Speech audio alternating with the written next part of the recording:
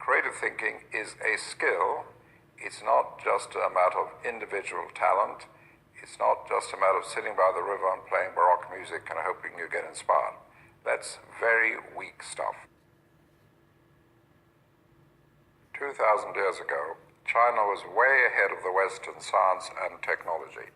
They had rockets and gunpowder and such things. What happened? What happened, the scholars in China started to believe that you could move from certainty to certainty, and as a result, they never developed the possibility system, never developed hypothesis, speculation, imagination. Progress came to a dead end. One of the very important things about creativity is that the new idea, the creative idea, must have value.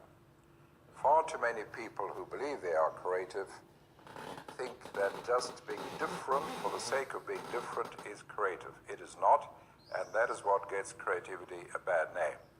So if you look at a door and you say doors are normally rectangular, let's make a triangular door.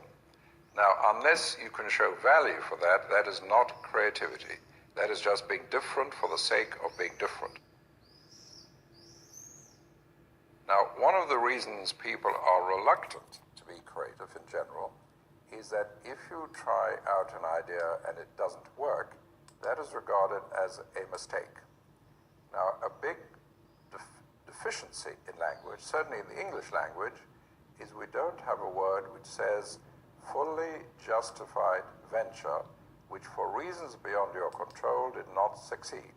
So anything which did not succeed is called a mistake, and people don't like mistakes because that stands in the way of their promotion and their career. Provocation is one of the methods of lateral thinking, one of the tools of lateral thinking.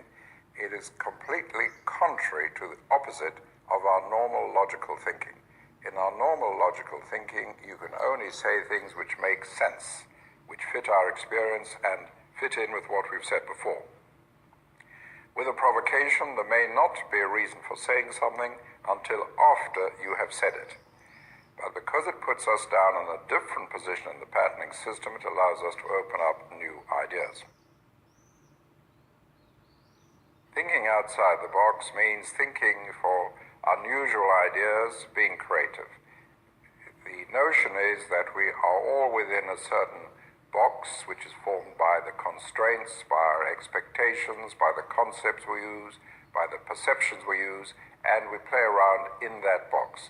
So thinking outside the box means escaping from, breaking out of the box to change concepts, change perceptions, change constraints, change rules, and develop new ideas. It means developing an idea which would not have been expected in our usual behavior, in our usual thinking.